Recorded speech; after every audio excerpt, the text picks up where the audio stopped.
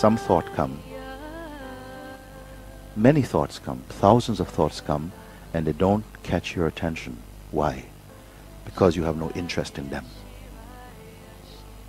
If you have no interest in something, you don't even have to overcome it.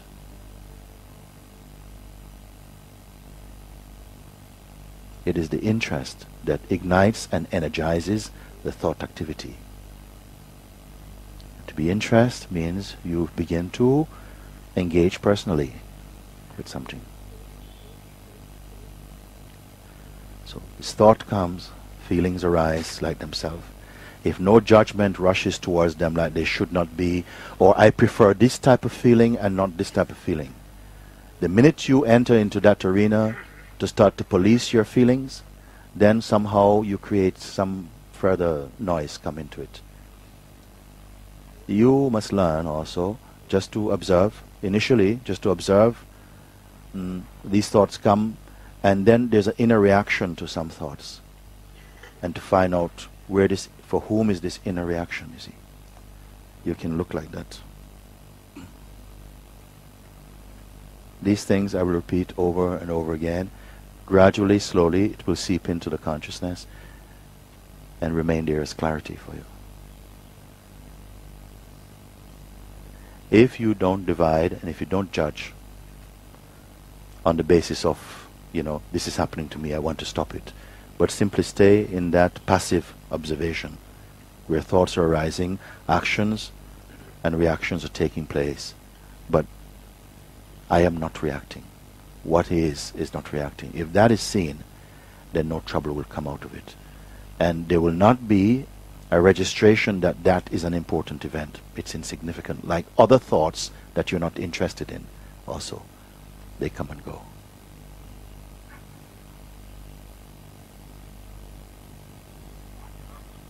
Then somehow there will be an inner recognition of that space, that dimension within your being that is non-reactive. It neither acts nor reacts. I was about to say it is passive, but it's even beyond passive and beyond active. It is pure silence, effortless. All the movements begin there and end there. We are identifying as the doer, as the mover, as the one who decides. But all these are thought-based. All thoughts. Even the one who is saying, I'm saying for you now, the one who is saying, this is so difficult for me and I tried. This one itself is a thought. It is the first and most intimate thought. And so it goes undiscovered. Other thoughts are depending upon this primary thought. This is the seed thought. Without the arising of this thought, all other thoughts, they are impotent. They have nothing to develop upon. This feeling, I have to do it, and of course, exercises, disciplines, arises for this one, to help it on its journey to discover its true nature, which it always is at the root, but because it is a modification, it's a distortion, it's imagined. And this is what has to be exposed, recognized. And we, the self, have developed a fondness, an attraction, an affection for this I-me thought.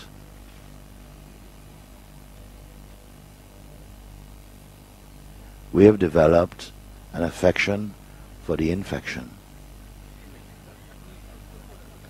And you don't want to separate. We feel that somehow the loss or diminishing of this thought is a significant loss of my being, which is completely illusory, not true. So you being the fullness is not sitting in the fullness of your own self.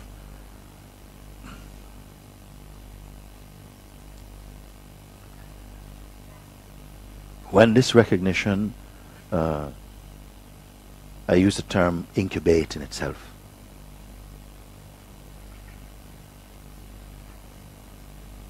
When that recognition sits inside itself, all the externalities, they begin to diminish in power.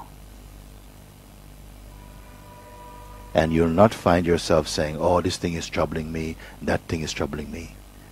There'll be no need to be troubled.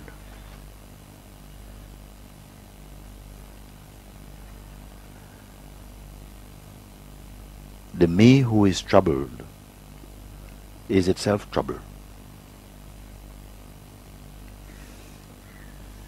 The me who is troubled, presently we believe, we identify. We, when I say we, what am I referring? You as the pure consciousness. This is what is stable. You are consciousness. You are that self. You are the awareness itself. The me aspect of it, it's only a costume that the pure consciousness wears for a time, a lifetime. The challenge, if there is one, is to know this dream, enjoy the dream, but be fully awake. Fully awake means knowing what I am. It's not to erase the world,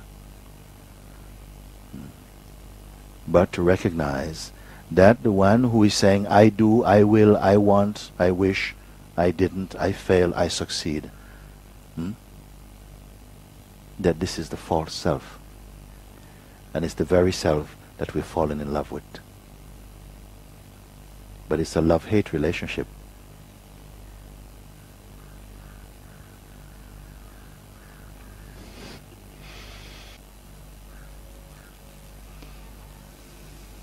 Trying to use this limited sense of I to discover the Supreme. Ramana Maharshi made a beautiful example. He says, it is like putting a policeman's uniform on a thief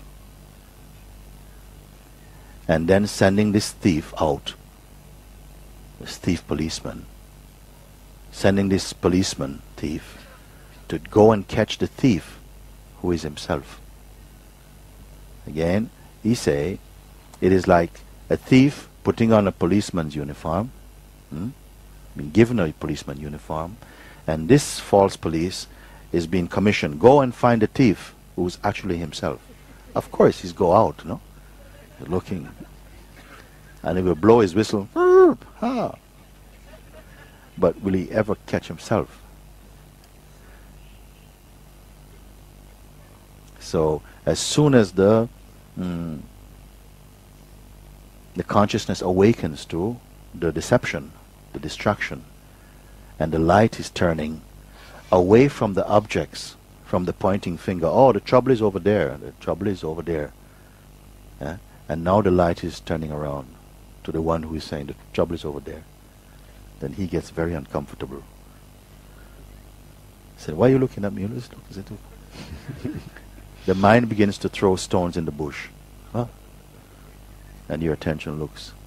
Because as soon as you discover what this one is, game is up. It's a case of mistaken identification. Presently, we are identified with the idea, which is a construction about who we are. Inquiry exposes that this is not true. That you're the one who perceive all of this, in whose presence even the false I is perceived. This is why the question is asked. Find this one, if it exists. Because this one, for so long it's saying, from the birth of this body, something inside has been saying, I, me, my, mine.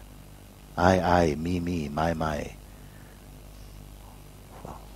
Millions and millions of times. Now today you ask, who is it?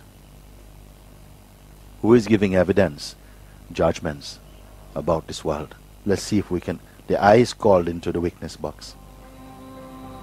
How will it appear?